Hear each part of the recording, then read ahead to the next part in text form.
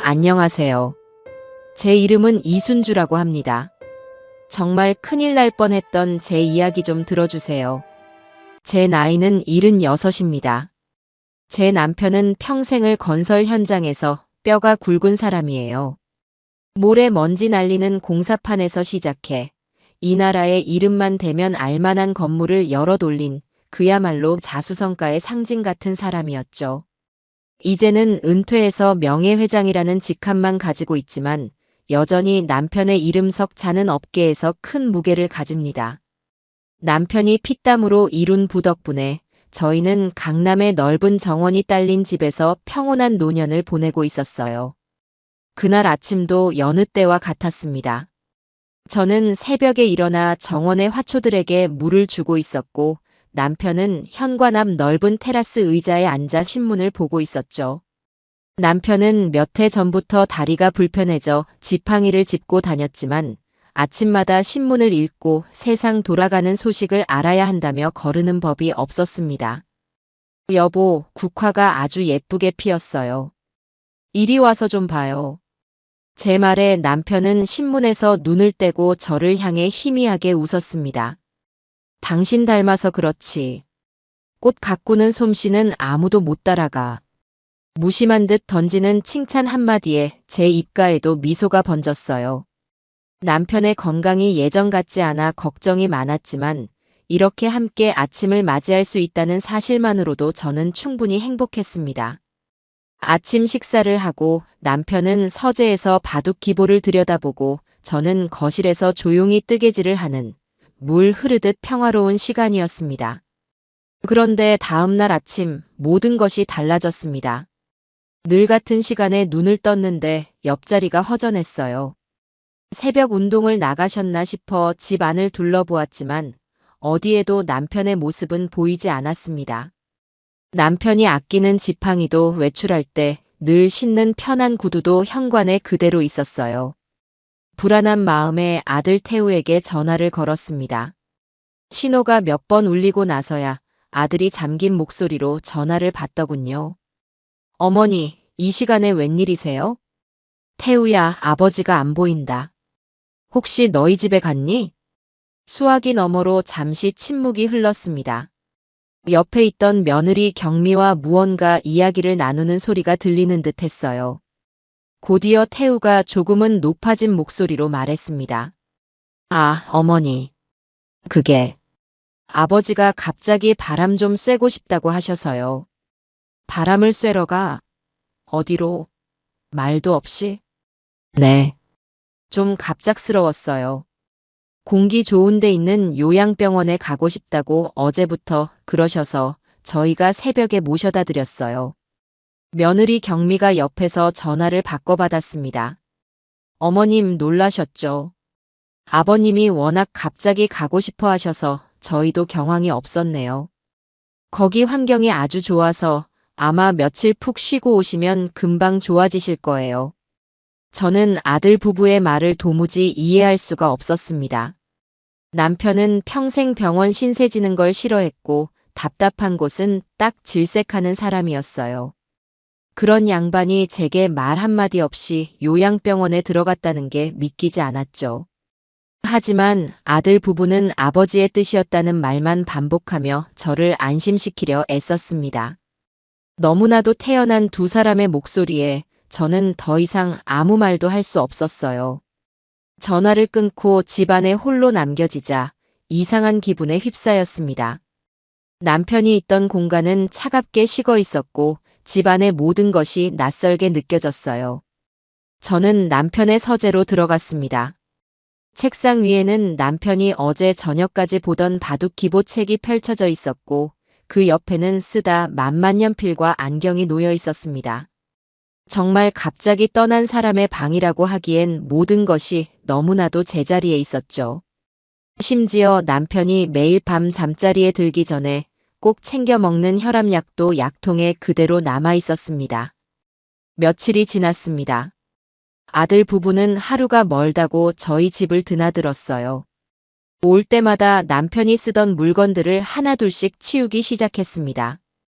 어머니, 이거 아버님 이제 안 쓰시는 거잖아요. 저희가 좋은데 기부할게요. 경미는 남편이 아끼던 낚싯대를 보며 말했고, 태우는 남편의 손때가 묻은 등산복을 옷장에서 꺼내버리려 했습니다. 두고 가거라. 아버지가 찾으실 수도 있잖니. 에이, 어머니도 참. 요양병원에 계신데 이런 게 왜 필요하세요? 아들은 제 말을 대수롭지 않게 넘기며 물건들을 챙겨 나갔습니다. 저는 그들의 행동을 막을 수가 없었어요. 남편이 없다는 사실만으로도 기력이 쇠한 기분이었거든요. 병원 연락처를 알려달라는 제 요구에도 그들은 거긴 외부인 면회나 연락이 잘 안 되는 곳이라며 저희가 매일 가서 살피고 있으니 걱정 마시라는 말만 되풀이했습니다. 의심이 확신으로 바뀌기 시작한 것은 며느리 경미가 인감 도장을 요구했을 때였습니다. 그날 오후 경미는 과일 바구니를 들고 혼자 저를 찾아왔더군요. 어머님, 드릴 말씀이 있어요. 무슨 일이니? 아버님 안 계시는 동안 정리할 서류가 좀 있어서요. 아버님 인감도장 좀 잠깐 주시겠어요? 제 심장이 쿵 내려앉는 것 같았습니다. 평생 사업을 해온 남편에게 인감도장은 목숨만큼 중요한 물건이었어요. 그런 것을 며느리가 아무렇지 않게 달라고 하는 겁니다. 무슨 서류인데 인감이 필요하다는 거니? 아유, 어머님은 신경 쓰실 것 없어요. 그냥 세금 문제 같은 거요. 태우 씨랑 제가 알아서 다 처리할게요. 괜히 머리 아프시잖아요. 경미는 애교 섞인 목소리로 제 팔에 매달렸지만 저는 그 아이의 눈에서 순간 스쳐 지나가는 차가운 빛을 보았습니다. 저는 머리가 어지럽다는 핑계로 일단 경미를 돌려보냈어요. 그날 밤 저는 잠을 이룰 수가 없었습니다. 머릿속에서 모든 조각들이 하나로 맞춰지기 시작했어요. 말없이 사라진 남편, 급하게 물건을 치우는 아들 부부, 그리고 인감도장. 무언가 아주 잘못되어 가고 있었습니다. 다음 날, 저는 직접 아들 집으로 가봐야겠다고 마음먹었습니다. 마침 김치를 새로 담갔다며 반찬을 가져다 준다는 핑계를 댔죠. 아들 집에 도착해 초인종을 누르자 문을 열고 나온 태우의 얼굴이 눈에 띄게 굳어 있었습니다. 어머니, 여기까지 어쩐 일이세요? 연락도 없이. 김치 좀 담갔다. 너희 먹으라고 가져왔지. 들어가자. 저는 아들을 밀치고 집 안으로 들어섰습니다. 태우는 당황하며 제 뒤를 따랐어요. 집 안은 평소와 다름없이 깨끗하게 정돈되어 있었지만 그 어디에서도 남편이 머물렀다는 흔적은 찾아볼 수 없었습니다. 저는 반찬통을 식탁에 내려놓고는 화장실 좀 쓰겠다며 집 안을 둘러보기 시작했어요. 아들 부부가 쓰는 안방, 손님방, 옷방 그 어디에도 남편의 물건은 없었습니다. 제 몸이 차갑게 식어가는 것을 느꼈어요. 어머니, 이제 그만 가보셔야죠. 저희도 곧 나가야 해요. 아들은 저를 현관으로 이끌며 노골적으로 불편한 기색을 내비쳤습니다. 저는 더 이상 버티지 못하고 집을 나섰어요. 터덜터덜 주차장으로 내려오는데 심장이 미친 듯이 뛰었습니다. 이대로 포기할 수는 없었어요. 그때 제 눈에 아들의 검은색 승용차가 들어왔습니다. 그런데 이상하게도 트렁크가 아주 살짝 손가락 하나 들어갈 정도로 열려 있었습니다. 저는 무언가에 홀린 듯 차로 다가갔습니다.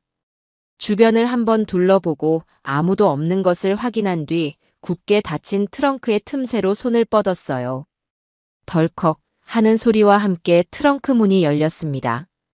그리고 그 안을 들여다본 순간 저는 그대로 얼어붙고 말았습니다. 제 숨이 멎는 것 같았어요. 트렁크의 차가운 바닥에는 남편의 손때가 묻은 낡은 휠체어가 아무렇게나 구겨진 채 처박혀 있었습니다. 남편이 다리가 불편해진 후부터 외출할 때마다 몸의 일부처럼 의지하던 바로 그 휠체어였죠. 휠체어 바퀴에는 흙먼지가 잔뜩 묻어 있었고 손잡이 한쪽은 부러져 있었습니다. 걸어서 요양병원에 들어갔다는 아들 부부의 말이, 그들의 다정했던 목소리가 걱정 말라며 제 어깨를 두드리던 그 손길이 모두 새빨간 거짓이었음을 증명하는 끔찍한 증거였습니다. 남편은 자기 발로 걸어간 것이 아니었어요. 이 휠체어에 태워져 어딘가로 끌려간 겁니다. 뒤늦게 저를 따라 나온 아들 태우가 제 모습을 보고는 경악하며 달려왔습니다. 어머니, 거기서 뭐 하세요? 아들의 얼굴을 본 순간 저는 제정신이 아니었습니다. 머릿속이 새하얗게 비는 것 같았어요.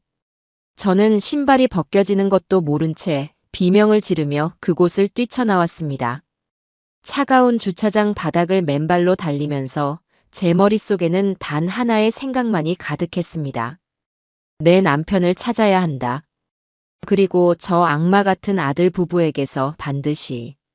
아들의 주차장에서 맨발로 뛰쳐나온 저는 택시를 잡아타고 집으로 돌아왔습니다. 차가운 아스팔트 바닥에 쓸려 상처가 난 발바닥에서는 피가 배어 나왔지만 저는 아무런 고통도 느낄 수 없었어요.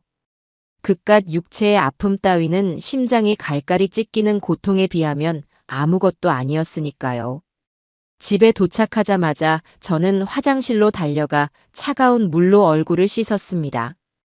거울에 비친 제 모습은 영락없는 미친 늙은이의 형상이었어요. 헝클어진 머리, 공포와 분노로 이글거리는 눈, 제정신이 아닌 사람처럼 보였죠. 바로 그때 전화벨이 울렸습니다. 아들 태우였어요.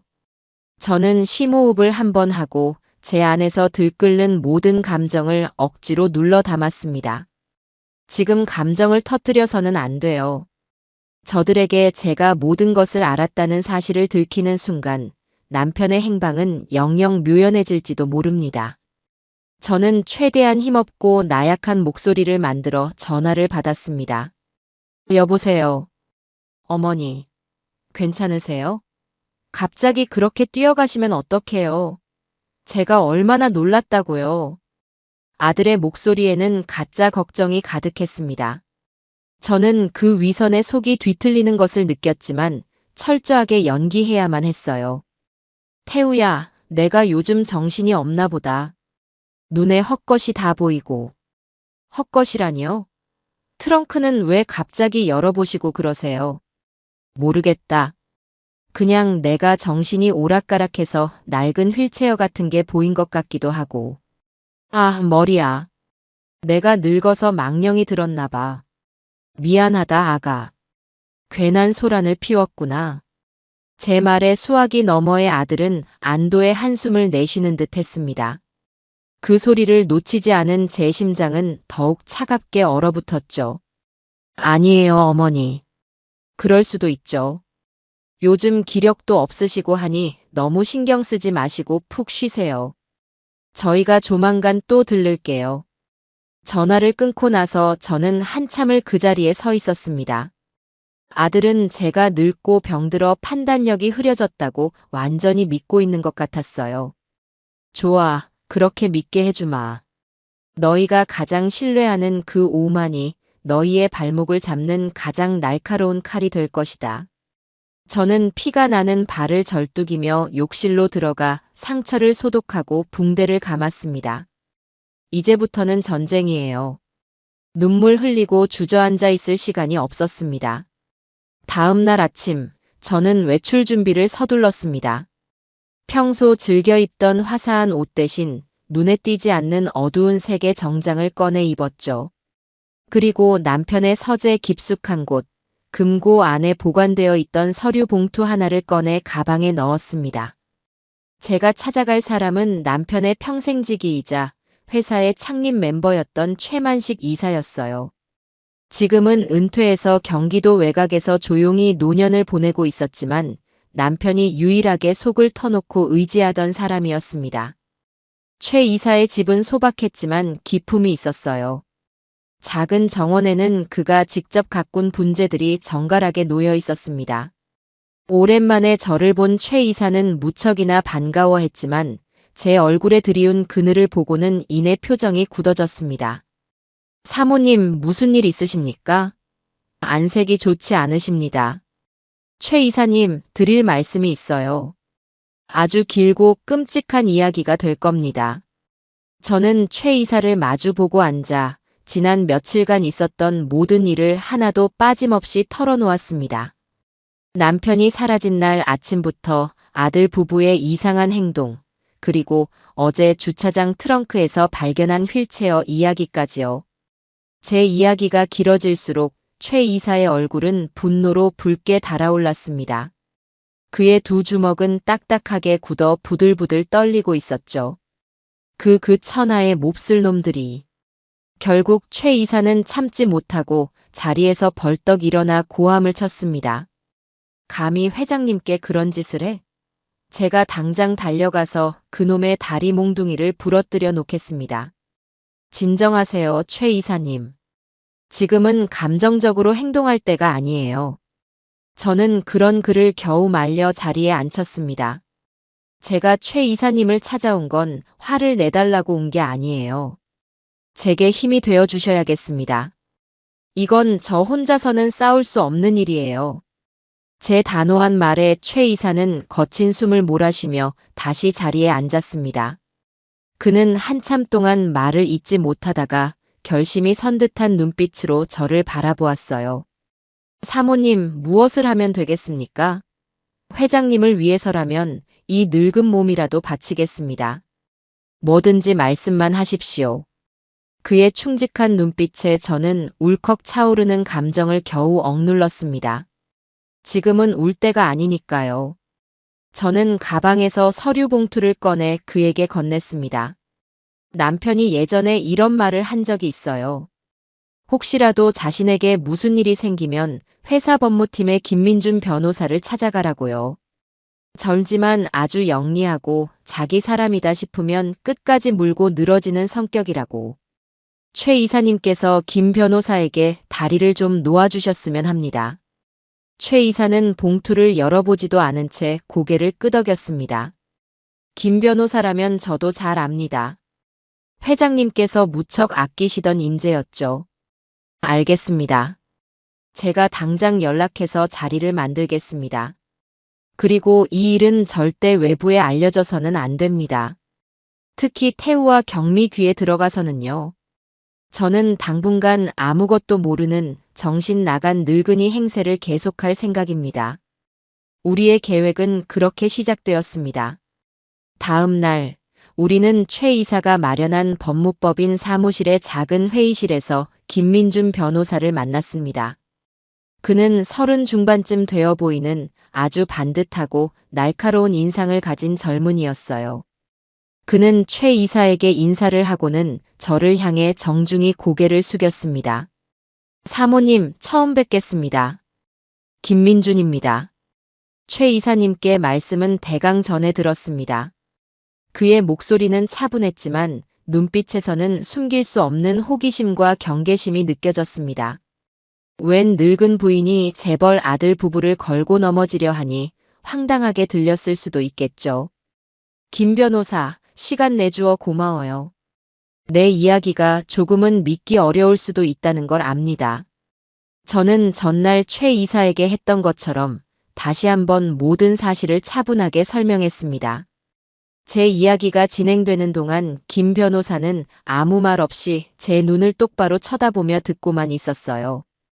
그의 표정에는 아무런 변화가 없어서 속내를 전혀 읽을 수가 없었습니다. 모든 이야기를 마친 후 저는 제 휴대폰을 꺼내 어제 주차장에서 몰래 찍어둔 휠체어 사진을 그에게 보여주었습니다. 사진을 본 김 변호사의 미간이 처음으로 미세하게 찌푸려졌습니다. 그는 사진을 한참 동안 들여다보더니 입을 열었어요. 사모님, 몇 가지 질문을 드려도 되겠습니까? 물론이죠. 아드님 부부가 회장님의 인감 도장을 요구했다고 하셨습니다. 혹시 넘겨주셨습니까? 아니요.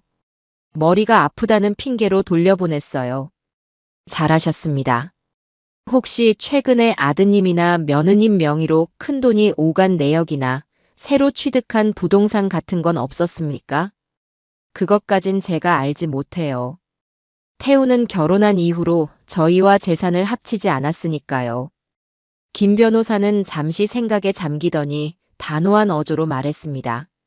알겠습니다. 일단 지금 가장 시급한 것은 두 가지입니다. 첫째, 회장님의 신변을 확보하는 것. 둘째, 사모님과 회장님의 모든 금융 자산을 즉시 동결하여 아드님 부부가 더 이상 손댈 수 없도록 막는 것입니다. 그는 전문가답게 명료했어요. 저는 그의 말에 전적으로 동의했습니다. 그럼 어떻게 해야 하죠? 우선 제가 법원에 회장님에 대한 실종 선고가 아닌 부재자 재산 관리인 선임 청구를 하겠습니다. 회장님의 행방이 묘연한 상황에서 재산을 보호하기 위한 조치입니다. 제가 관리인으로 선임되면 모든 금융 거래와 재산 변동을 합법적으로 막을 수 있습니다. 그리고 동시에 제가 사설 탐정팀을 고용하여 아드님의 차량 이동 경로와 최근 통화 기록을 추적하겠습니다. 회장님을 모셔다 드렸다는 그 요양병원의 위치를 알아내야 합니다. 그의 계획은 치밀하고 신속했습니다. 저는 그 자리에서 김 변호사에게 이 사건에 대한 모든 권한을 위임하는 서류에 서명했습니다. 그가 내민 위임장을 보는데 남편이 왜 그토록 이 젊은 변호사를 신뢰했는지 알 것 같았어요. 김 변호사, 한 가지 부탁이 있어요. 말씀하십시오, 사모님. 내 남편 꼭 무사히 찾아주세요. 무슨 수를 써서라도. 제 목소리는 가늘게 떨리고 있었습니다. 김 변호사는 자리에서 일어나 저를 향해 다시 한번 깊이 고개를 숙였습니다. 걱정하지 마십시오. 제가 가진 모든 능력을 동원해서 반드시 회장님을 찾아내겠습니다. 이제부터는 사모님께서 아무것도 모르는 것처럼 행동해 주시는 것이 저희에게 가장 큰 도움이 됩니다. 사무실을 나오자 바깥 세상은 아무 일 없다는 듯 평온했습니다.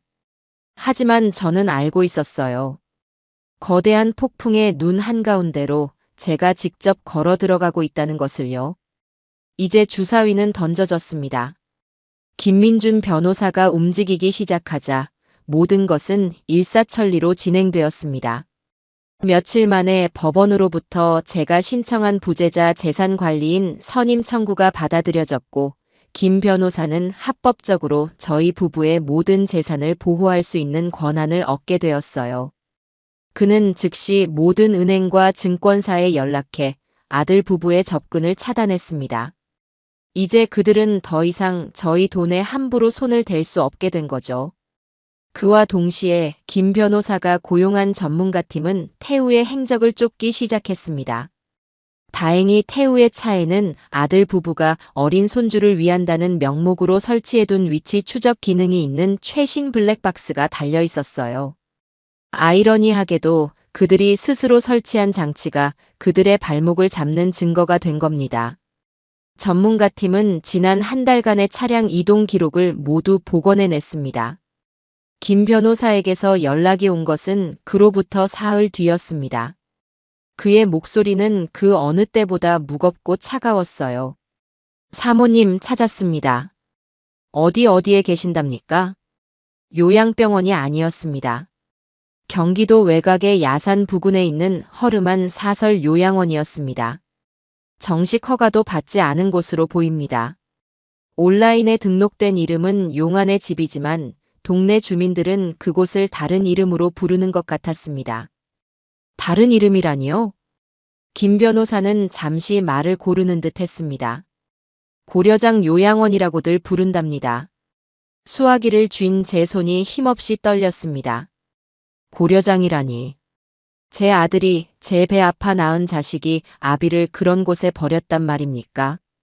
저는 치밀어 오르는 분노와 서름을 가까스로 참아내며 말했어요. 당장 그곳으로 가겠습니다. 사모님, 혼자 가시면 위험합니다. 제가 최 이사님께 연락드려 동행하시도록 하겠습니다. 그리고 저는 혹시 모를 상황에 대비해 다른 준비를 하고 바로 따라가겠습니다. 절대로 그 요양원 사람들과 먼저 충돌하시면 안 됩니다. 회장님을 뵙고 상태만 확인하십시오.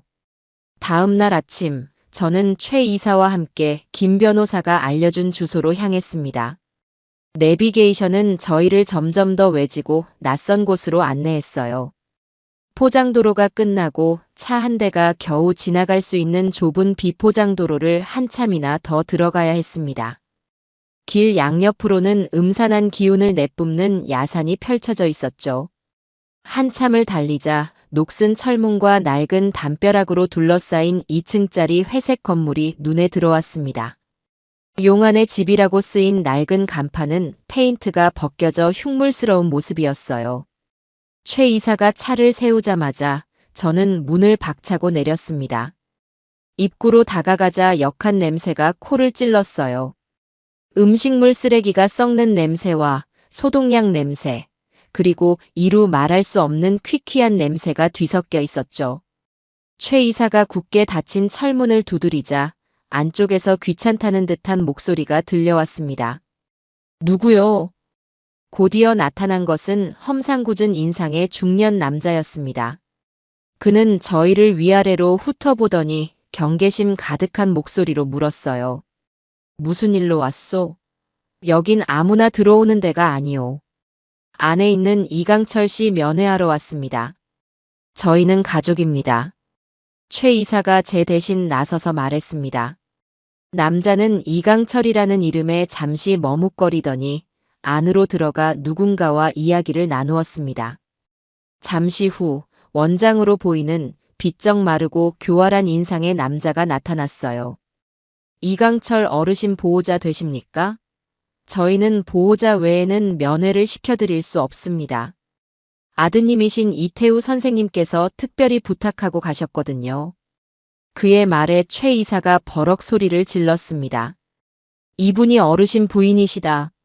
아내를 막는 법이 세상 천지에 어디 있단 말이냐. 하지만 원장은 눈 하나 깜짝하지 않고 저희를 막아섰습니다. 그 순간 저는 가방에서 김 변호사가 미리 준비해준 서류를 꺼내 그의 눈앞에 펼쳐 보였습니다.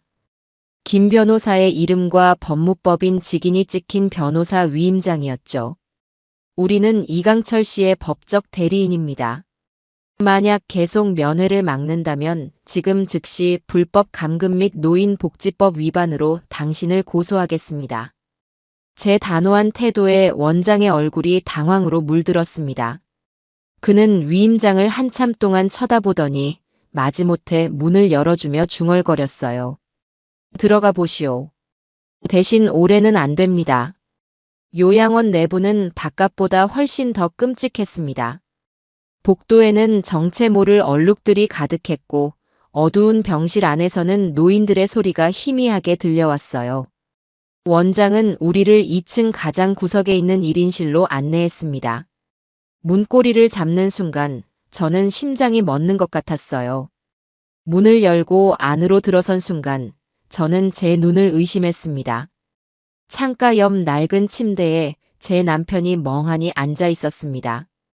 평생을 호랑이처럼 기세등등하게 살아온 제 남편은 이제 뼈만 앙상하게 남은 채 초점 없는 눈으로 창밖의 마른 나뭇가지만을 바라보고 있었어요.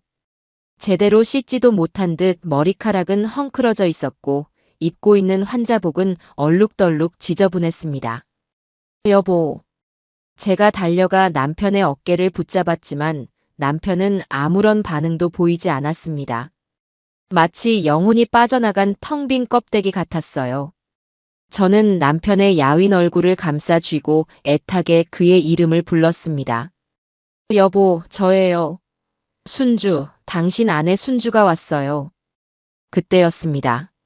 남편의 텅 비어있던 눈동자가 아주 천천히 저를 향해 움직였습니다. 남편은 저를 한참 동안 바라보더니 마른 입술을 겨우 열어 제 이름을 불렀습니다. 순주. 그 한마디에 제 심장은 무너져 내렸습니다. 저는 남편을 부둥켜 안고 오열했어요. 제 눈물이 남편의 거친 뺨 위로 쉴 새 없이 떨어졌습니다. 남편의 몸에서는 독한 약 냄새가 났어요. 정신을 흐리게 만드는 약을 계속 투여한 것이 분명했습니다. 꼴이 이게 뭡니까, 회장님? 정신 차리십시오. 최 이사 역시 눈물을 흘리며 남편의 손을 붙잡았습니다. 남편은 그제야 상황이 파악되는 듯 제 손을 붙잡은 채 어린아이처럼 엉엉 울기 시작했어요. 그 눈물에 얼마나 많은 공포와 외로움, 그리고 배신감이 담겨 있는지 저는 감히 헤아릴 수 없었습니다. 안 되겠습니다. 당장 이곳을 나가야 합니다. 여보, 갑시다. 우리 집으로 가요. 제가 남편을 부추겨 일으키려 하자 문 밖에서 상황을 지켜보고 있던 원장이 급하게 달려와 저희를 막아섰습니다. 이러시면 안 됩니다. 보호자 동의 없이는 절대 퇴소할 수 없습니다. 보호자는 바로 나야. 이 사람 아내인 내가 보호자라고. 제가 소리치며 원장을 밀어내려 할 때였습니다. 복도 끝에서 여러 사람의 발소리가 들려왔어요. 잠시 후 김민준 변호사가 경찰관 2명과 함께 나타났습니다. 김 변호사의 등장은 마치 어둠 속 한 줄기 빛과도 같았죠. 원장님, 지금 하시는 행동은 명백한 불법 감금입니다. 이 어르신은 본인의 의사와 상관없이 이곳에 붙잡혀 계셨습니다. 또한 저희는 원장님께서 보호자의 요청에 따라 어르신께 불필요한 약물을 투여한 정황도 포착했습니다. 지금 즉시 이강철 어르신을 보내주시지 않으면 현장에서 긴급 체포하도록 하겠습니다. 김 변호사의 서늘한 목소리에 원장의 얼굴은 하얗게 질려버렸습니다. 그는 경찰관들의 얼굴을 번갈아 쳐다보며 어쩔 줄 몰라 했어요. 결국 그는 모든 것을 포기한 듯 바닥에 주저앉아 모든 것을 실토하기 시작했습니다. 저는 시키는 대로만 했습니다. 아드님이 매달 돈을 주면서 아무도 못 만나게 하고 얌전히만 있게 해달라고 부탁했다고요. 그의 비겁한 변명을 뒤로하고 우리는 남편을 부추겨 그 지옥 같은 곳을 빠져나왔습니다. 차에 오르자 남편은 제 어깨에 기댄 채 깊은 잠에 빠져들었어요. 지난 한 달간 단 한 번도 편히 잠들지 못했던 것처럼. 저는 잠든 남편의 앙상한 손을 잡고 창밖을 바라보았습니다. 이제 겨우 남편을 되찾았을 뿐이에요. 진짜 싸움은 지금부터 시작이었습니다. 남편을 집에 데려온 다음 날 예상했던 대로 아들 부부가 득달같이 달려왔습니다. 초인종 소리가 들리고 현관문을 열자 두 사람은 마치 제가 큰 죄라도 지은 사람인 양원망과 비난이 가득한 얼굴로 저를 쏘아보고 있었어요. 하지만 그들의 연극은 곧 시작되었습니다. 며느리 경미가 먼저 제 앞에 무릎을 꿇고 눈물을 쏟아내기 시작했죠. 어머님, 어떻게 저희한테 상해 한마디 없이 아버님을 마음대로 모셔오실 수가 있어요. 저희가 얼마나 걱정했다고요. 아들 태우도 옆에서 거들었습니다. 그의 얼굴은 슬픔과 분노가 뒤섞인 아주 복잡한 표정이었어요. 물론 그 모든 것이 연기라는 것을 저는 알고 있었습니다. 어머니, 저희도 다 어쩔 수 없었어요. 아버지가 갑자기 치매 증상을 보이셔서 어머니 놀라실까봐 일단 안전한 곳에 모셨던 거예요. 곧바로 더 좋은 대학병원으로 옮기려던 참이었는데 이렇게 일을 만드시면 저희가 뭐가 됩니까? 치매라니. 평생을 명석한 두뇌로 살아온 제 남편에게 감히 치매라는 누명을 씌우려 한 겁니다. 저는 그들의 가증스러운 눈물 연기를 차갑게 내려다보았습니다. 예전에 저였다면 아들의 말에 가슴이 아파 함께 눈물을 흘렸을지도 모르겠어요.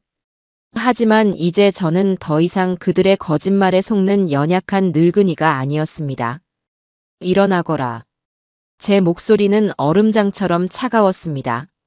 제 반응이 예상과 달랐는지 아들 부부는 당황한 표정으로 저를 올려다보았어요.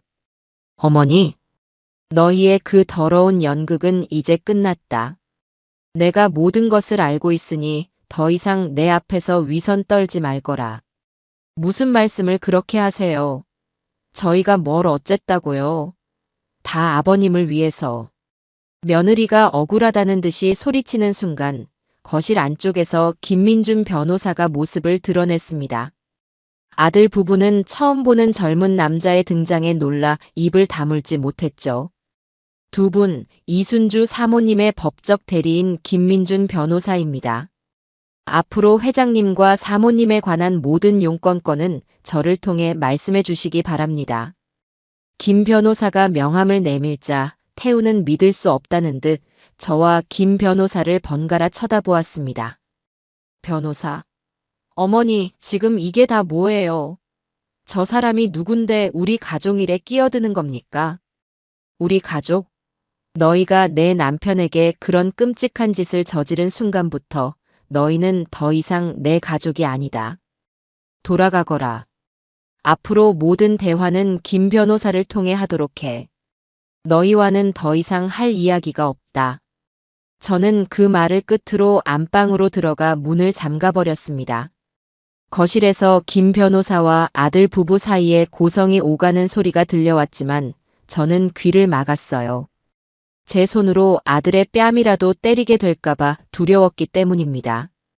궁지에 몰린 아들 부부는 예상보다 훨씬 더 교활하고 악랄한 방법으로 반격을 시작했습니다. 며칠 뒤 김 변호사가 아주 심각한 얼굴로 저를 찾아왔어요. 그의 손에는 법원에서 온 등기 우편물이 들려 있었습니다. 사모님, 올 것이 왔습니다.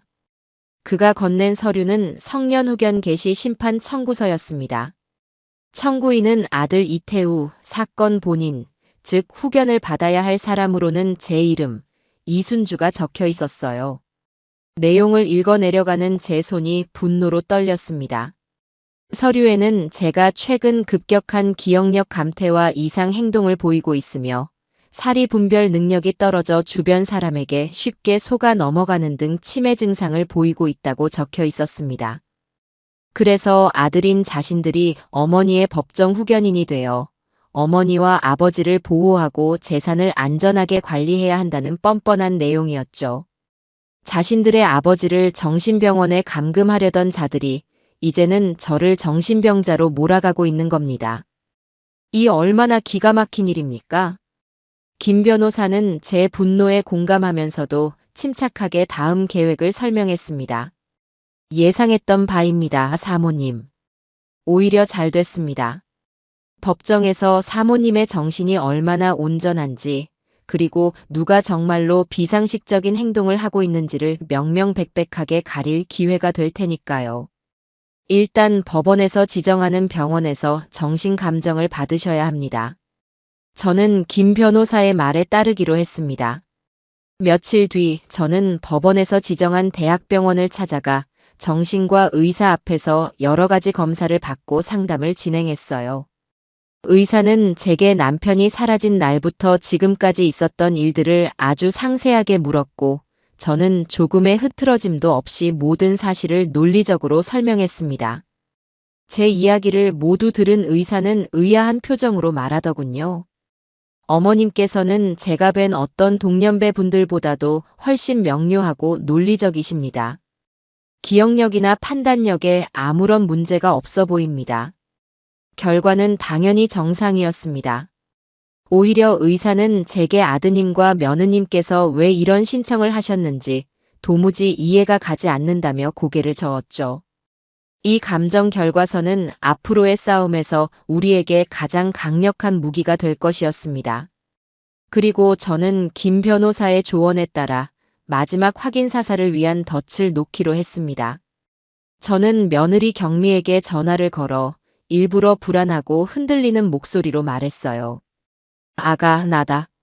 아무래도 내가 정말 아픈 건지도 모르겠다. 김 변호사라는 사람도 왠지 믿음이 가지 않고. 내가 어떻게 하면 좋겠니? 제 연기에 며느리는 신이 나서 떠들어대기 시작했습니다. 제가 모든 통화를 녹음하고 있다는 사실은 꿈에도 모른 채 말이죠. 어머님, 이제라도 정신이 드셨다니 다행이에요. 그러게 진작 저희 말을 들으셨어야죠. 김 변호사 그거 완전 사기꾼이에요. 어머님 재산 노리고 접근한 거라니까요. 당장 그 사람 해고하시고 저희가 소개해드리는 사람으로. 태우가 신청했다는 그 후견인이라는 거, 그걸 하면 정말 나를 지켜줄 수 있는 거니? 그럼요, 어머님. 법적으로 저희가 어머님을 완벽하게 보호해드리는 거예요. 그러니 걱정 마시고 저희가 하자는 대로만 하세요. 아버님도 저희가 더 좋은 병원으로 다시 모시면 되고요. 통화가 끝나고 저는 김 변호사와 함께 녹음된 내용을 들었습니다. 자신의 시어머니를 정신병자로 몰고 유능한 변호사를 사기꾼으로 매도하며 모든 재산을 가로채려는 검은 속내가 고스란히 담겨 있었죠. 녹음을 다 들은 김 변호사는 만족스러운 미소를 지으며 말했습니다. 이걸로 됐습니다, 사모님. 이제 모든 증거는 갖춰졌습니다. 저들이 파놓은 함정에 저들이 스스로 빠진 셈이죠. 이제 본격적으로 반격할 시간입니다. 김 변호사의 자신감 넘치는 목소리를 들으며 저는 창밖을 바라보았습니다. 이제 곧 어둠이 걷히고 진실의 아침이 밝아올 것이라는 예감이 들었어요. 그날을 위해 저는 더욱 강해져야만 했습니다. 남편이 집으로 돌아온 후 우리 집은 오랫동안 잊고 있던 온기를 되찾기 시작했어요. 하지만 그 평화는 불안정한 유리 조각 위에 서 있는 것과 같았죠. 남편은 끔찍했던 요양원의 기억 때문인지 밤마다 악몽을 꾸며 소리를 질렀고 낮에는 오랫동안 창밖을 보며 아무 말도 하지 않을 때가 많았습니다. 독한 약물에서 벗어난 지 시간이 꽤 흘렀음에도 남편의 정신은 여전히 짙은 안개 속을 헤매는 듯 했어요. 그래도 저는 남편의 곁을 묵묵히 지켰습니다. 따뜻한 음식을 만들어 먹이고 예전처럼 함께 정원을 산책하며 남편이 안정을 되찾을 수 있도록 최선을 다했죠. 그러던 어느 날 오후 남편이 먼저 제게 말을 걸었습니다. 햇살이 잘 드는 거실 소파에 앉아 바둑을 두던 중이었어요. 여보. 네, 여보. 왜요? 우리 금고 한번 열어봐야겠소. 남편의 목소리는 나직했지만 그 안에는 서늘한 결심이 담겨 있었습니다. 그동안 흐릿했던 남편의 눈빛이 예전처럼 날카롭게 빛나는 것을 본 순간 저는 알 수 있었어요. 내 남편이 평생을 전사처럼 살아온 그가 드디어 돌아왔구나. 그래요. 저도 그럴 참이었어요. 우리는 함께 서재로 들어가 묵직한 철제 금고를 열었습니다. 금고 안에는 우리 부부의 평생이 담겨 있었습니다. 낡은 앨범들과 제게 선물했던 보석들, 그리고 가장 중요한 재산 목록과 각종 권리 증서들이 들어 있었죠. 저는 하나씩 서류를 꺼내 남편과 함께 확인하기 시작했습니다. 저희가 사는 이 집의 등기권리증, 남편이 가진 회사 주식 증서, 여러 예금 통장들. 대부분은 제자리에 있었어요. 하지만 무언가 이상했습니다. 가장 두꺼워야 할 서류철 하나가 눈에 띄게 얇아져 있었기 때문입니다. 여보, 이게... 제 손이 가늘게 떨렸습니다. 그 서류철은 남편의 개인 자산 중에서도 가장 알짜배기인 강남의 상업용 빌딩과 근처의 넓은 땅에 대한 문서들을 모아둔 것이었어요.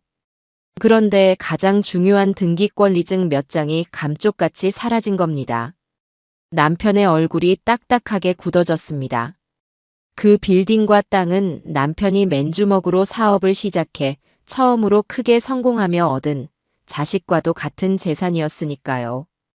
다음 날 우리는 곧바로 김민준 변호사와 함께 우리가 거래하는 은행의 VIP 지점을 찾아갔습니다.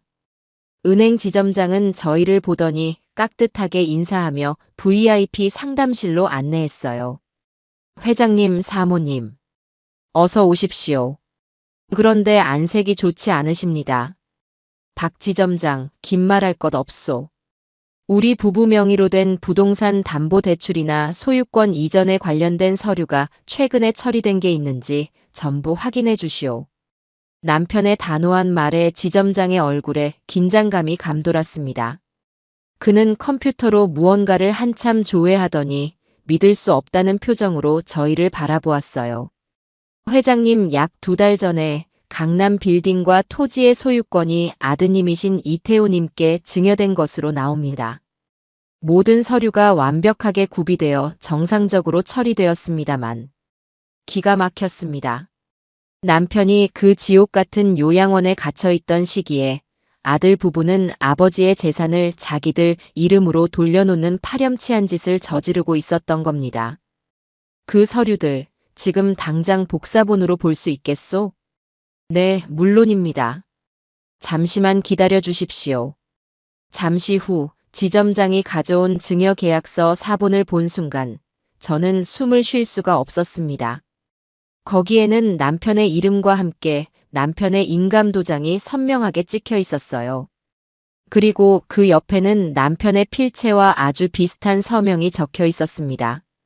하지만 평생을 함께 산 아내인 제 눈을 속일 수는 없었죠. 남편은 자신의 이름을 한자로 쓸 때 마지막 철자의 입구 2개를 약간 흘려서 쓰는 버릇이 있었어요. 하지만 서류에 적힌 서명은 마치 교과서처럼 반듯하기만 했습니다. 명백한 위조였어요. 이건 내 서명이 아니오. 남편이 낮은 목소리로 말했습니다. 그의 목소리는 분노로 미세하게 떨리고 있었어요. 옆에 있던 김 변호사는 서류를 꼼꼼히 살피더니 조용히 입을 열었습니다. 회장님, 사모님. 이제 모든 것이 명확해졌습니다. 이것은 단순한 가족 간의 재산 다툼이 아닙니다. 명백한 사문서 위조 및 공정증서원본 불실기재죄에 해당하는 중범죄입니다. 그날 오후 김 변호사는 즉시 법원에 소유권 이전 등기 무효 확인 소송을 제기했습니다. 아들 부부가 불법적인 방법으로 갈취해간 남편의 재산을 되찾기 위한 법적 절차의 시작이었죠. 소장을 받은 아들 부부 측에서도 변호사를 선임해 맞서왔습니다. 그들은 법정에서 모든 재산 증여는 아버지인 이강철 회장이 온전한 정신 상태에서 자발적으로 결정한 것이라고 주장했어요. 자신들은 아버지의 뜻을 따랐을 뿐이라는 뻔뻔한 거짓말을 계속 늘어놓았죠. 첫 번째 변론 기일이 열리던 날, 법정 복도에서 아들 부부와 마주쳤습니다. 태우는 저를 보자 시선을 피했고 며느리 경미는 오히려 제게 다가와 도끼 서린 목소리로 속삭였습니다. 어머님, 이제 와서 이러시면 뭐가 달라져요? 괜히 집안 망신만 시키지 마시고 그냥 조용히 받아들이세요. 어차피 다 저희가 관리하게 될 재산이잖아요. 아가, 너는 아직도 상황 파악이 안 되는구나. 너희가 탐내는 그 재산이 바로 너희를 지옥으로 이끄는 길이 될 거다. 제 차가운 대답에 경미는 분하다는 듯 입술을 깨물었죠. 법정 안에서 아들 부부 측 변호사는 유창한 말솜씨로 재산 증여의 정당성을 주장했습니다. 모든 서류가 완벽하고 절차상 아무런 하자가 없다는 것이었죠.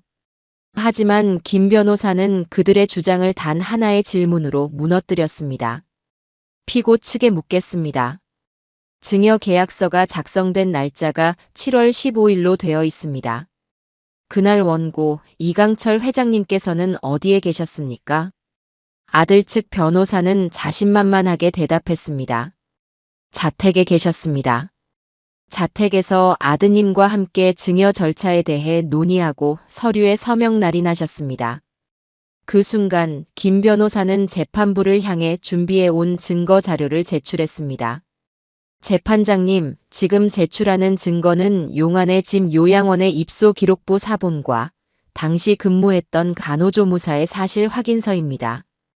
이 자료에 따르면 이강철 회장님은 7월 1일부터 8월 5일까지 아드님 부부에 의해 해당 요양원에 강제로 입소해 계셨습니다. 즉, 증여 계약서가 작성되었다는 7월 15일의 회장님은 자택이 아닌 외부와 철저히 차단된 요양원에 감금되어 계셨다는 명백한 증거입니다. 김 변호사의 말이 끝나자 법정 안은 순식간에 술렁이기 시작했습니다. 아들 측 변호사는 얼굴이 하얗게 질렸고 방청석에 앉아있던 태우와 경미는 고개를 숙였습니다. 하지만 이게 끝이 아니었어요. 또한 저희는 증여 계약서에 기재된 이강철 회장님의 서명이 위조되었다는 결정적인 증거를 확보했습니다. 김 변호사는 국립과학수사연구원에서 발행한 필적 감정 결과 보고서를 높이 들어 보였습니다. 국과수의 감정 결과 계약서의 서명은 이강철 회장님의 평소 필체와 현저한 차이를 보이며 아들 이태우 씨의 필체와 여러 부분에서 동일성이 인정된다는 결론이 나왔습니다. 인감도장 역시 며느리 오경미 씨가 회장님의 서재에서 무단으로 절취하여 사용했다는 증언을 확보했습니다. 이것은 가족 간의 분쟁을 넘어 용서받을 수 없는 범죄 행위입니다. 모든 증거가 공개되자 재판의 흐름은 순식간에 우리 쪽으로 기울었습니다. 재판장은 아들 부부를 향해 아주 엄중한 목소리로 경고했어요. 이제 그들은 패소는 물론 재판이 끝난 후 이어질 형사 처벌까지 걱정해야 할 처지가 된 겁니다.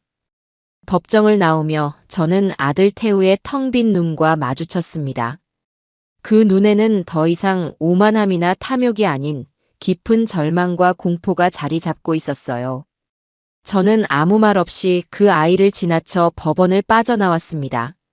모든 것이 제자리로 돌아오고 있었지만 제 마음은 조금도 기쁘지 않았습니다.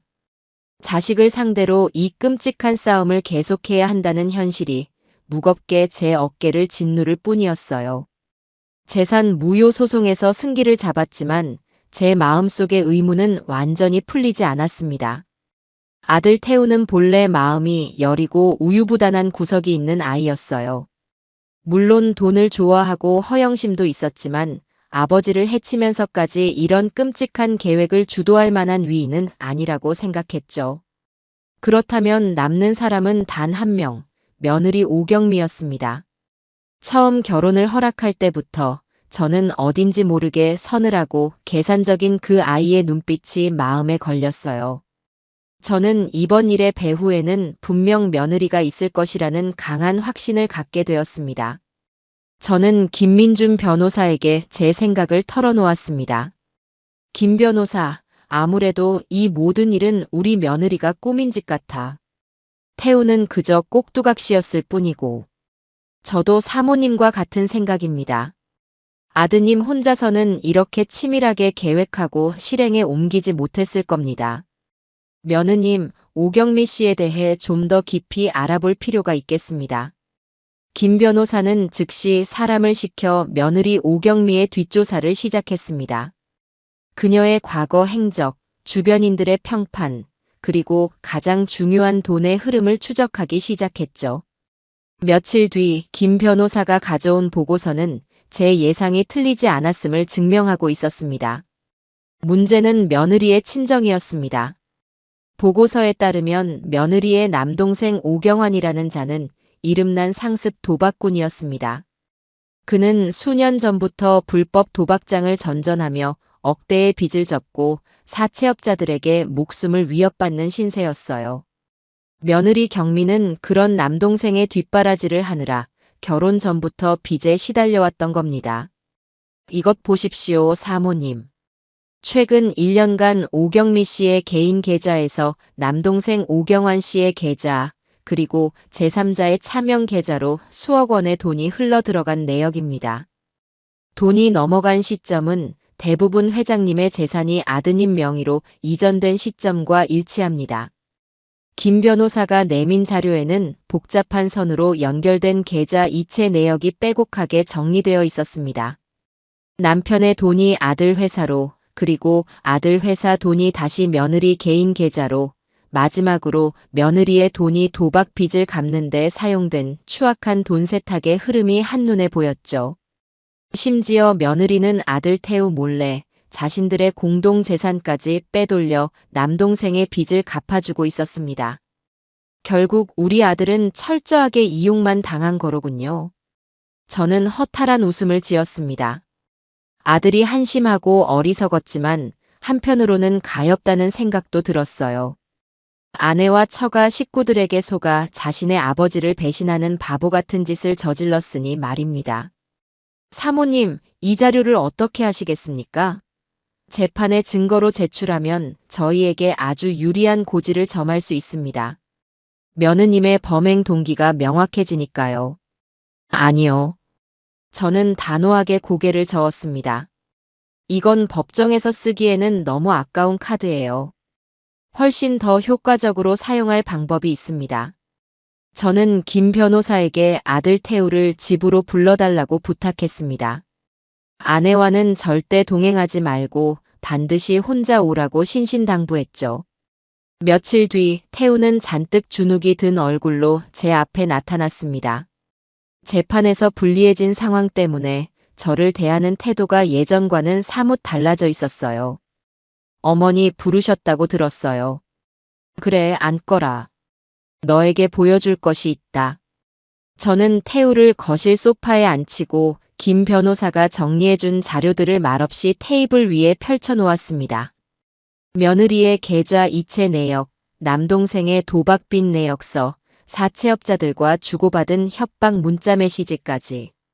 태우는 처음에는 어리둥절한 표정으로 서류를 뒤적이다가 이내 그 내용이 무엇을 의미하는지 깨닫고는 얼굴이 새하얗게 질려갔습니다. 이게 다 뭐예요? 이게 사실이에요, 어머니. 내 눈으로 직접 보거라. 네 아내가 네 처남이 너와 나 그리고 네 아버지를 상대로 무슨 짓을 벌였는지. 태우는 믿을 수 없다는 듯 자료를 몇 번이고 다시 들여다보았습니다.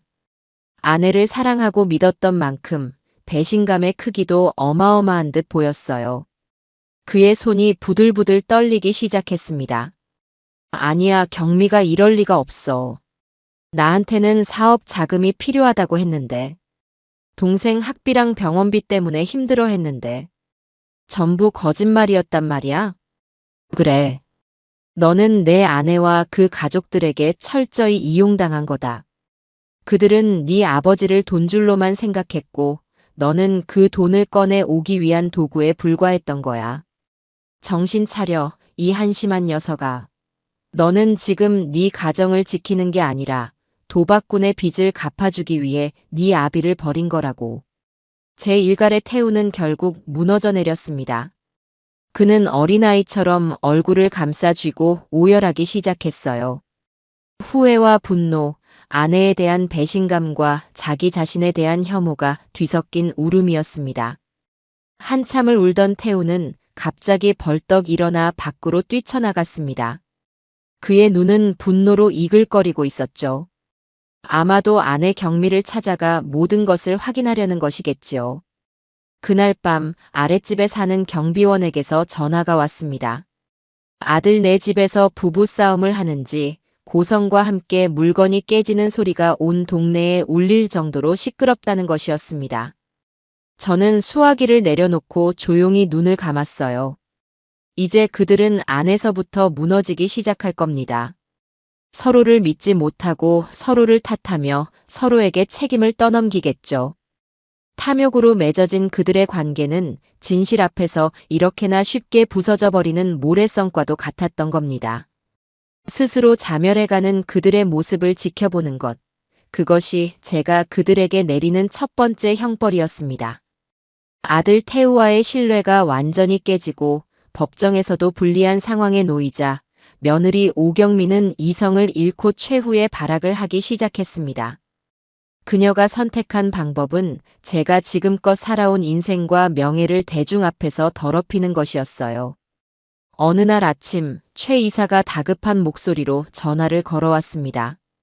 사모님, 지금 당장 신문 한번 보십시오. 말도 안 되는 기사가 났습니다. 저는 서둘러 현관에 놓인 지역 신문을 집어들었습니다. 사회면 한쪽에 제 얼굴 사진과 함께 아주 자극적인 제목의 기사가 실려 있었어요. 강남 자산가 시어머니의 비정한 갑질, 아들 부부 내쫓고 병든 남편 독차지 논란. 기사의 내용은 그야말로 소설이었습니다. 며느리 오경미가 익명의 제보자인 척 기자에게 눈물로 호소한 인터뷰 형식이었죠. 내용은 대강 이러했습니다. 자신은 평생 시부모님을 극진히 모셨지만 돈만 아는 무서운 시어머니는 사사건건 트집을 잡으며 자신을 괴롭혔다는 겁니다.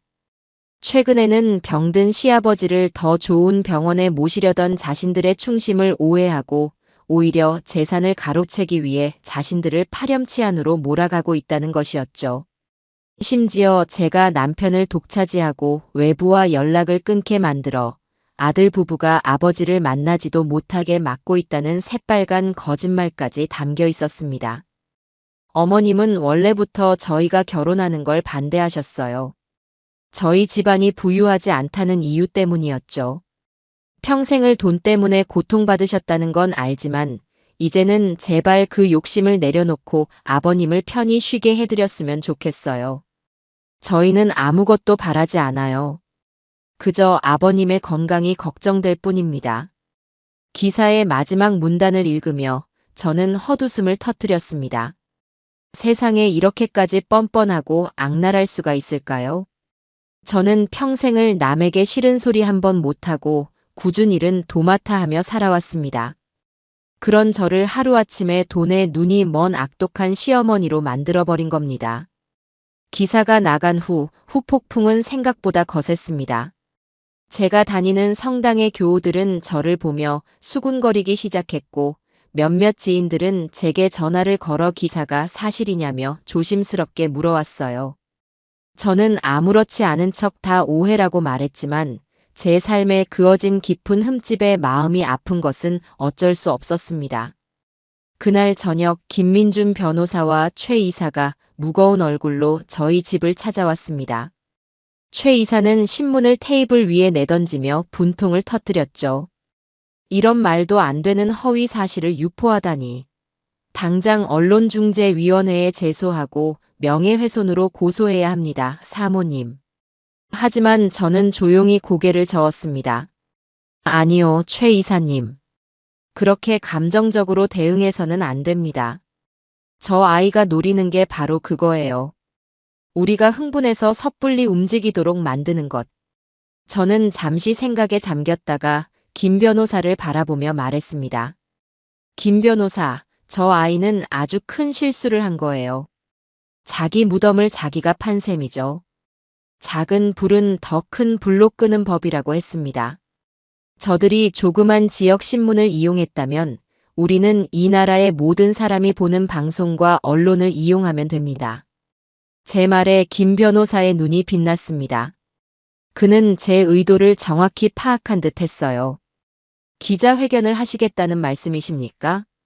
네. 제가 직접 나서서 모든 진실을 밝히겠습니다. 더 이상 숨어서 저들의 거짓말에 휘둘리지 않을 거예요.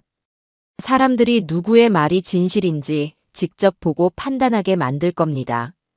우리의 계획은 신속하게 진행되었습니다.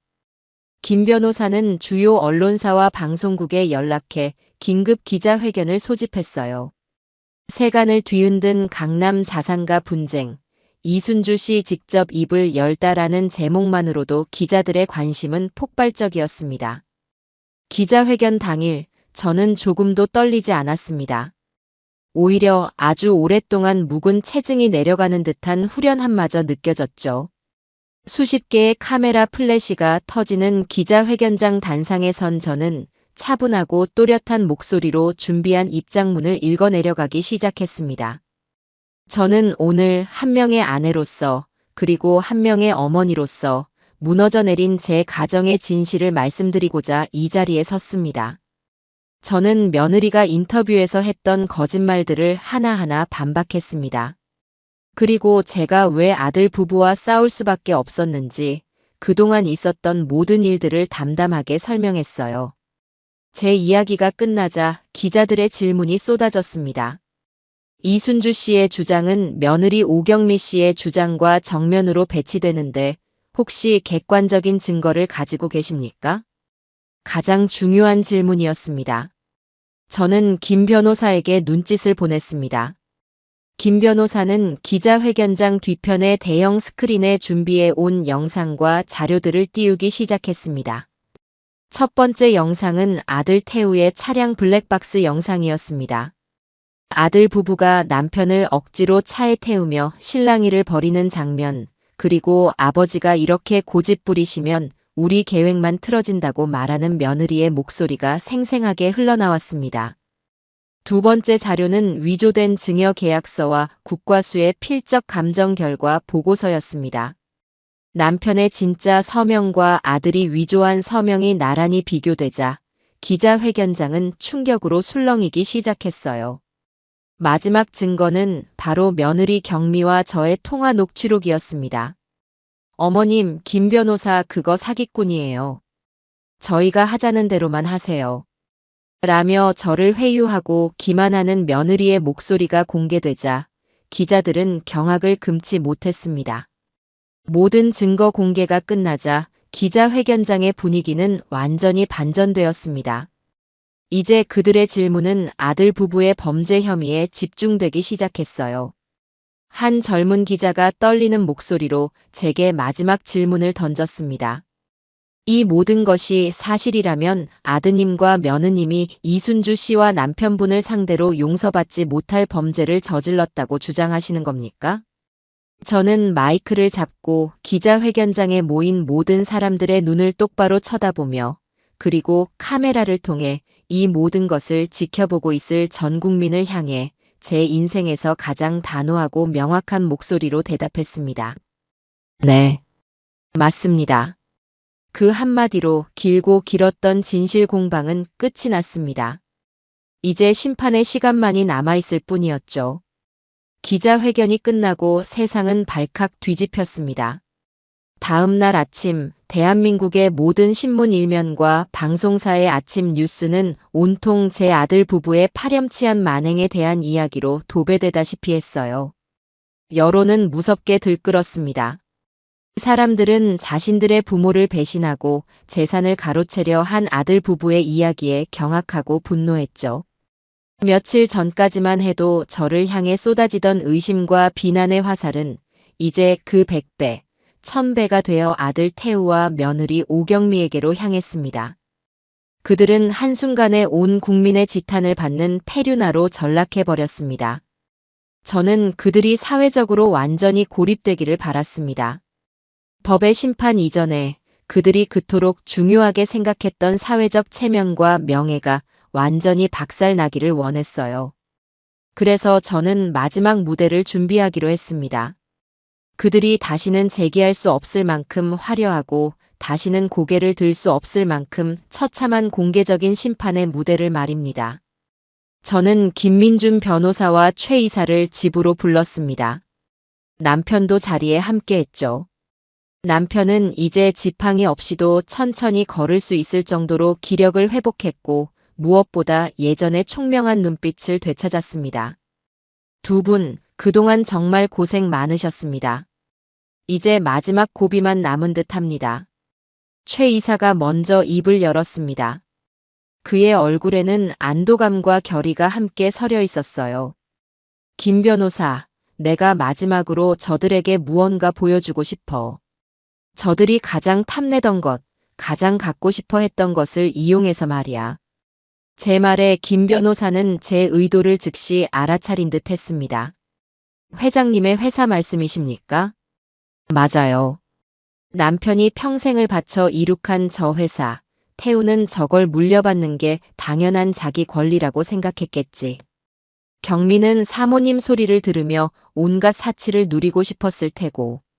좋아요. 그 꿈을 아주 잠시나마 이루게 해주자고요. 저의 계획은 남편의 회사 창립 40주년을 기념하는 대규모 자선 행사를 여는 것이었습니다. 회장인 남편이 아직 건강이 온전치 않다는 명분을 내세워 아들인 이태우를 그 행사의 주최자이자 주인공으로 전면에 내세우는 것이었죠. 이 나라의 내로라 하는 기업인들과 정계, 법조계의 유력 인사들을 모두 초청해서 그들 앞에서 아들 부부의 가면을 벗겨버릴 생각이었습니다. 정말 괜찮으시겠습니까, 사모님? 아드님에게 너무나도 잔인한 처사가 될 수 있습니다. 김 변호사가 조심스럽게 물었습니다. 저는 그런 그를 보며 희미하게 웃었어요. 잔인한 건 내가 아니라 자기 아비를 산송장으로 만들려 했던 저들이지. 나는 그저 진실을 모든 사람에게 보여주려는 것뿐이에요. 저들이 그토록 원했던 스포트라이트를 마음껏 받게 해줘야죠. 계획은 신속하고 은밀하게 진행되었습니다. 회사의 공식적인 행사인 만큼 아들 부부는 아무런 의심도 하지 않았어요. 오히려 자신들의 시대가 드디어 왔다고 착각하는 듯 했습니다. 그들에게 발송된 초청장에는 이태우 부사장 내외라는 직함이 선명하게 박혀 있었죠. 며느리 경미는 초청장을 받고 기쁨에 겨워 제게 전화를 걸어왔습니다. 물론 그 전화 역시 녹음되고 있었죠. 어머님, 초청장 잘 받았어요. 역시 어머님은 현명하세요. 괜히 집안 망신시키는 것보다 이렇게 조용히 저희한테 힘을 실어주시는 게 맞죠. 행사 준비는 저희가 완벽하게 할 테니 어머님은 그날 편안하게 오셔서 즐기기만 하세요. 저는 수화기를 들고 아무 말도 하지 않았습니다. 그저 그 아이의 가증스러운 목소리를 들으며 다가올 심판의 날을 그리고 있을 뿐이었어요. 행사 당일 서울의 가장 호화로운 호텔 연회장은 대한민국을 움직이는 사람들로 가득 찼습니다. 천장에 달린 거대한 샹들리에는 눈부신 빛을 쏟아냈고 부드러운 클래식 음악이 장내에 흐르고 있었죠. 저는 남편의 팔짱을 끼고 천천히 연회장으로 들어섰습니다. 많은 사람들이 저희에게 다가와 남편의 건강을 물으며 안부를 전했어요. 남편은 예전처럼 당당하고 품위 있는 모습으로 그들의 인사를 받았습니다.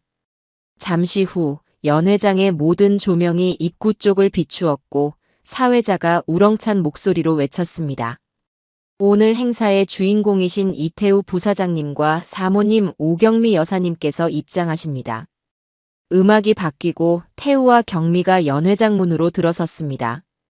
태우는 최고급 원단으로 맞춘 턱시도를 입었고 경미는 마치 여왕처럼 화려한 드레스에 값비싼 보석으로 온몸을 치장하고 있었죠. 두 사람은 수많은 하객들의 박수갈채를 받으며 마치 세상을 다 가진 듯한 오만한 표정으로 레드카펫 위를 걸었습니다. 그들은 오늘 밤 자신들이 이 연회장의 왕과 왕비가 되었다고 굳게 믿고 있었을 겁니다. 행사는 순조롭게 진행되었습니다. 회사의 역사를 되짚어보는 영상이 상영되고 유명 성악가의 축가가 이어졌죠. 그리고 드디어 행사의 하이라이트, 이태우 부사장의 감사 연설 순서가 되었습니다. 태우는 수백 명의 하객들 앞에 서서 아주 비장하고 감동적인 표정으로 연설을 시작했습니다. 존경하는 내외 귀빈 여러분, 그리고 저희 회사를 사랑해주시는 모든 분들께 깊은 감사의 말씀을 드립니다. 오늘 이 자리는 지난 40년간 저희 아버님께서 걸어오신 위대한 길을 기리고 새로운 100년을 향한 도약을 다짐하는 뜻깊은 자리입니다. 태우는 자신의 아버지를 얼마나 존경하고 사랑하는지, 그리고 투병 중인 아버지를 대신해 이 자리에 선 자신의 마음이 얼마나 무거운지를 열변을 토했습니다. 그의 위선적인 연기는 너무나도 완벽해서 몇몇 사람들은 눈시울을 붉히기까지 했어요.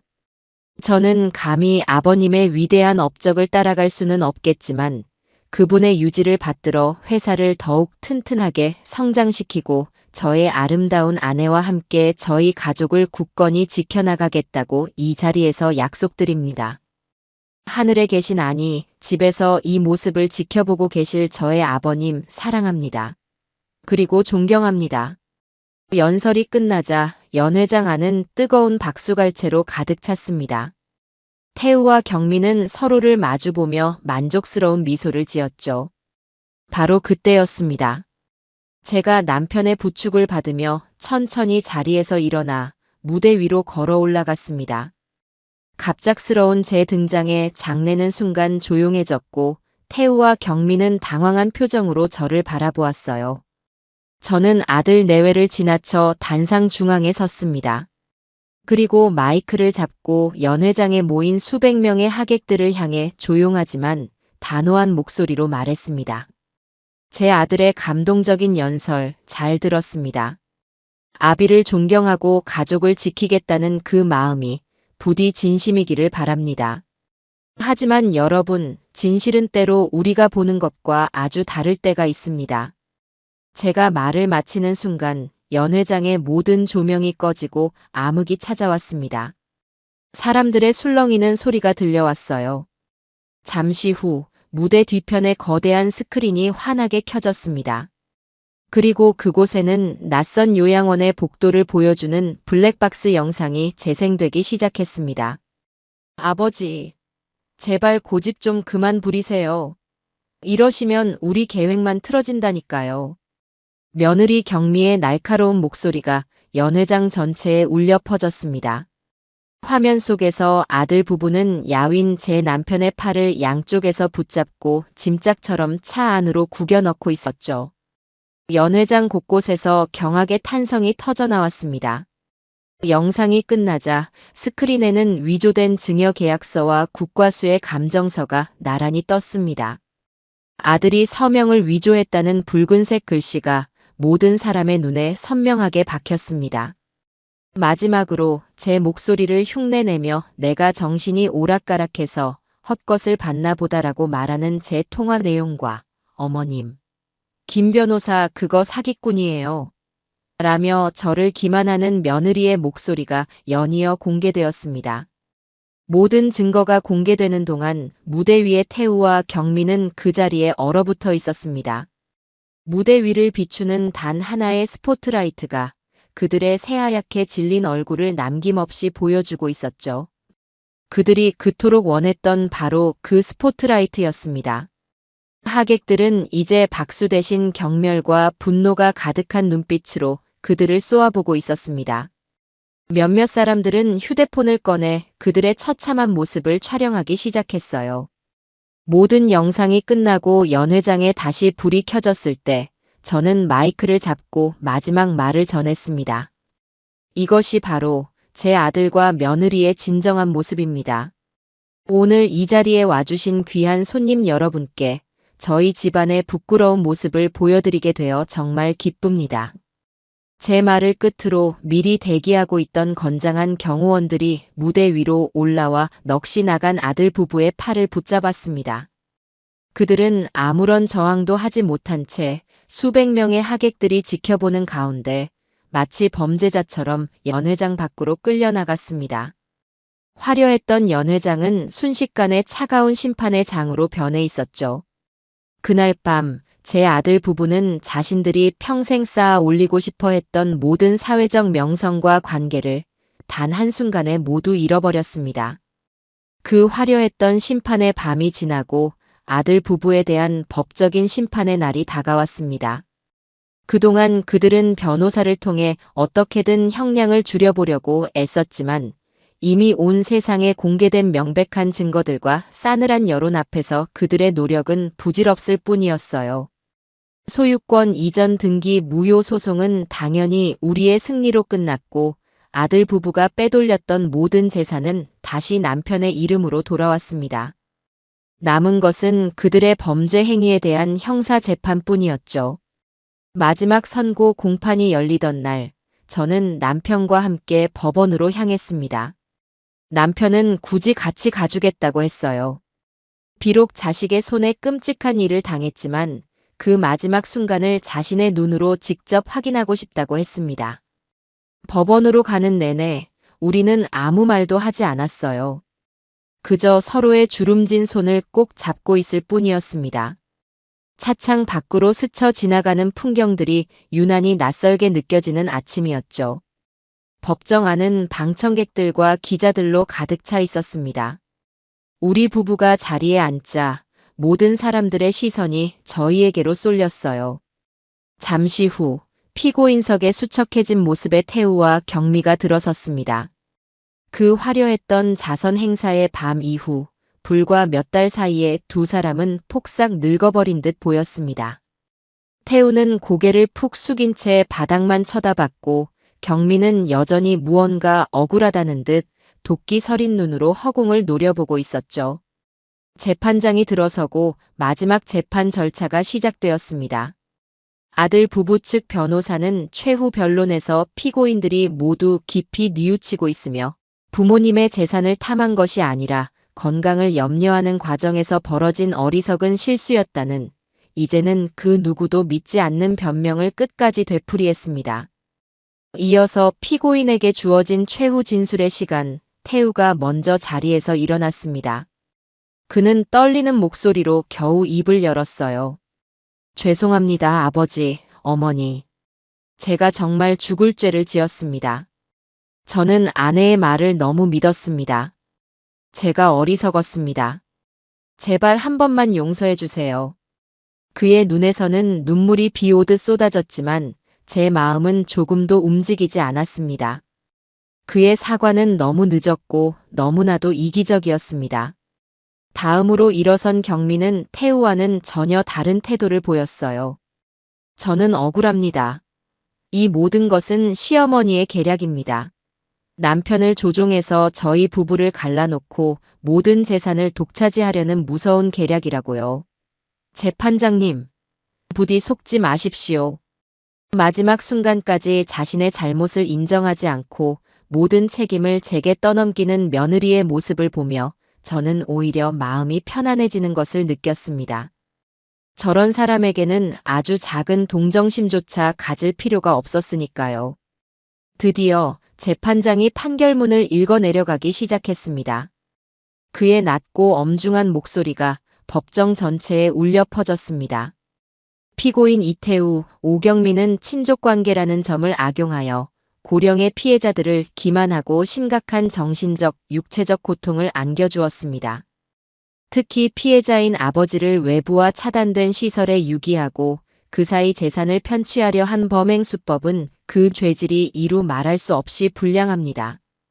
또한 피고인 오경미는 마지막까지 자신의 잘못을 뉘우치지 않고 변명으로 일관하여 개전의 정이 전혀 보이지 않습니다. 재판장은 잠시 말을 멈추고 피고인석의 두 사람을 서늘한 눈으로 바라보았습니다. 이에 재판부는 피고인들에게 엄중한 처벌을 내림으로써 우리 사회의 근간인 효의 가치를 바로 세우고 다시는 이와 같은 반인륜적인 범죄가 발생하지 않도록 경종을 울리고자 합니다. 그리고 마지막 주문이 선고되었습니다. 피고인 이태우를 징역 5년에, 피고인 오경미를 징역 7년에 처한다. 땅, 땅, 땅. 재판장의 의사봉 소리가 울리는 순간 며느리 경미는 내가 뭘 잘못했는데? 라고 소리치며 그 자리에 주저앉아 발버둥 쳤습니다. 아들 태우는 아무 말 없이 그 자리에 못 박힌 듯 서 있다가 결국 다리에 힘이 풀린 듯 휘청거리며 쓰러졌죠. 법정 경위들이 달려들어 두 사람을 끌고 나갔습니다. 태우는 끌려나가는 마지막 순간까지 저와 남편을 향해 아버지, 어머니 라고 애타게 외쳤지만 우리는 그저 묵묵히 그 모습을 지켜볼 뿐이었습니다. 길고 길었던 싸움이 드디어 끝이 났습니다. 법정을 나오자 수많은 기자들이 우리를 둘러싸고 질문을 쏟아냈습니다. 저는 남편의 손을 꼭 잡고 그들을 향해 딱 한마디만 했습니다. 사필귀정입니다. 모든 것이 제자리로 돌아왔을 뿐입니다. 그날 이후 우리 부부의 삶에는 다시 평화가 찾아왔습니다. 하지만 제 마음 한구석에는 아들이라는 이름의 무거운 짐이 여전히 남아 있었어요. 한 달쯤 지났을까 교도소에서 태우가 보낸 편지가 도착했습니다. 편지 봉투를 든 제 손이 미세하게 떨렸어요. 저는 남편과 함께 소파에 앉아 편지를 꺼내 읽어내려갔습니다. 편지에는 뒤늦은 후회와 절절한 사죄의 말이 빼곡하게 적혀 있었습니다. 매일 밤 감방 차가운 바닥에서 부모님께 지은 죄를 떠올리며 피눈물을 흘린다는 이야기, 아내의 탐욕과 거짓말에 눈이 멀어 괴물이 되었었다는 변명, 그리고 출소하는 날까지 부디 건강하게 기다려달라는 애원이 담겨 있었죠. 편지를 다 읽고 나서 남편은 아무 말 없이 창밖만 바라보았습니다. 그의 깊게 팬 주름 사이로 무수한 감정들이 스쳐 지나가는 듯 했어요. 저 역시 마찬가지였습니다. 아들의 편지를 읽으며 저는 분노도 슬픔도 아닌 아주 깊고 공허한 감정을 느꼈습니다. 여보, 당신 생각은 어때요? 제 물음에 남편은 천천히 고개를 돌려 저를 바라보았습니다. 이미 끝난 일이지 않소. 남편의 그 한마디에 저는 제 마음을 정할 수 있었습니다. 저는 편지를 곱게 접어 잿더리 위에 올려놓았습니다. 그리고 라이터를 켜 편지 귀퉁이에 불을 붙였어요. 편지는 순식간에 검은 재가 되어 부서져 내렸습니다. 아들의 마지막 애원과 우리의 마지막 연민이 그렇게 한 줌의 재가 되어 사라져갔습니다. 그것이 우리가 그 아이에게 해줄 수 있는 마지막 배려이자 가장 완전한 단절이었습니다. 이제 우리 부부의 인생에 이태우라는 아들은 더 이상 존재하지 않았습니다. 모든 폭풍이 지나간 자리에 우리 부부의 삶은 아주 천천히 그리고 단단하게 뿌리를 내리기 시작했습니다. 아침 햇살이 거실을 가득 채우면 저는 남편을 위해 따뜻한 대추차를 내리고 남편은 제가 가장 좋아하는 클래식 음악을 나직이 틀어놓는 것으로 우리의 하루는 시작되었어요. 한동안 우리를 짓눌렀던 지독한 악몽과 불안의 그림자는 햇살에 눈 녹듯 사라지고 그 자리에는 오래된 부부만이 나눌 수 있는 평온하고 따스한 공기가 감돌았죠. 여보, 어제 새로 사온 난초가 밤사이에 꽃망울을 터뜨렸어요. 꼭 당신 닮아서 성질도 급한가 봐요. 제가 물을 주며 말을 건네자 신문을 보던 남편이 안경 너머로 저를 보며 빙그레 웃었습니다. 꽃이 주인을 닮는 법이지. 당신처럼 곱고 강인하게 피었을 거요. 어머, 아침부터 기분 좋은 말씀을 하시네요. 오늘 점심에는 당신 좋아하는 갈비찜이나 해드려야겠어요. 우리의 대화는 그렇게 소소하고 평범한 일상으로 채워졌습니다. 더 이상 그 아이의 재판 이야기나 끔찍했던 요양원 이야기를 입에 올리지 않았어요. 그저 서로의 건강을 챙기고 새로 피어난 꽃에 대해 이야기하고 오늘 저녁에는 무엇을 먹을지 고민하는 것만으로도 우리의 시간은 충분히 충만했습니다. 하지만 과거의 상처가 완전히 사라진 것은 아니었어요. 그것은 우리 삶의 일부가 되어 흉터처럼 희미하게 남아 있었죠. 어느 주말 오후, 우리는 아주 오랫동안 열어보지 않았던 벽장 깊숙한 곳에서 낡은 사진첩들을 꺼내보았습니다. 한 장 한 장 넘길 때마다 우리의 빛나던 젊은 시절과 서툴렀던 부모로서의 시간들이 파노라마처럼 펼쳐졌어요. 그리고 거기에는 해맑게 웃고 있는 어린 시절의 태우가 있었습니다. 첫돌을 맞아 색동옷을 입고 제 품에 안겨있던 모습, 초등학교 입학식 날 긴장한 얼굴로 제 손을 꼭 잡고 있던 모습, 대학 합격증을 들고 세상을 다 가진 듯 기뻐하던 모습까지. 이 아이가 이렇게 예쁘고 착했던 아이가 어쩌다 그런 괴물이 되어버렸을꼬. 남편이 사진 속 아들의 얼굴을 쓸어보며 나지막이 말했습니다. 그의 목소리에는 분노나 원망이 아닌 아주 깊은 슬픔과 회한이 담겨 있었어요. 그러게 말이에요. 우리가 너무 바쁘다는 핑계로 저 아이의 마음을 제대로 들여다봐 주지 못했던 걸까요? 아니면 너무 모든 것을 다 해주어서 저렇게 탐욕스러운 아이로 자라게 된 걸까요? 제 목소리도 축축하게 젖어들었습니다. 자식을 향한 마지막 연민을 제로 날려버렸다고 생각했지만 부모의 마음이란 게 그리 쉽게 잘라낼 수 있는 것은 아니었나 봅니다. 남편은 제 손 위로 자신의 손을 포개며 고개를 저었어요. 아니, 우리 탓이 아니오. 자식의 인생은 결국 그 자신의 선택이지. 우리는 우리의 자리에서 최선을 다했소. 그 아이가 자신의 길을 잘못 선택했을 뿐이야. 이제 우리 사진첩에서 그 아이의 페이지는 잠시 덮어둡시다. 그리고 우리 둘의 남은 페이지를 더 아름다운 사진들로 채워갑시다. 남편의 따뜻한 위로에 저는 조용히 고개를 끄덕였습니다. 우리는 사진첩을 덮어 다시 벽장 깊숙한 곳에 넣어두었어요. 상처를 외면하지 않고 똑바로 마주하고 나니 오히려 마음이 한결 가벼워지는 것을 느꼈습니다. 그렇게 며칠이 지난 저녁이었습니다. 저는 습관처럼 거실에서 저녁 뉴스를 보고 있었어요. 화면에서는 자식에게 전 재산을 물려주고 연락이 끊겨 추운 겨울날 쪽방에서 홀로 지내는 어느 할아버지의 안타까운 사연이 나오고 있었습니다. 리포터의 질문에 할아버지는 그저 자식들이 잘 살면 그걸로 됐다며 힘없이 웃어 보였죠. 그 모습을 보는 순간 제 심장이 쿵 하고 내려앉았습니다. 저 할아버지의 얼굴 위로 낯선 요양원에서 멍하니 창밖을 보던 제 남편의 얼굴이 겹쳐 보였기 때문이에요. 여보, 이리 와서 이것 좀 봐요. 서재에 있던 남편이 제 부름에 거실로 나왔습니다. 남편 역시 뉴스 화면을 한참 동안 말없이 바라보더니 깊은 한숨을 내쉬었습니다. 또 저런 일이 벌어졌구려. 세상에는 우리 같은 사람이 한둘이 아니었어. 그래요. 우리는 운이 좋았어요. 싸울 힘도 있었고 우리를 도와줄 좋은 사람들도 있었으니까요. 하지만 저분들은 아니잖아요. 저렇게 속수무책으로 당하고 버려지고. 이대로는 안 돼요. 우리가 무언가 해야만 해요. 제 목소리는 저도 모르게 격앙되어 있었습니다. 그때 남편이 저를 보며 아주 진지한 얼굴로 말했어요. 사실 나도 그동안 계속 같은 생각을 하고 있었소. 남편은 저를 서재로 이끌었습니다. 그의 커다란 책상 위에는 지난 몇 달간 그가 밤을 새워가며 그린 것으로 보이는 수십 장의 설계도와 계획서들이 펼쳐져 있었어요. 그곳에는 노인들을 위한 최첨단 요양시설과 실버타운의 완벽한 청사진이 그려져 있었습니다.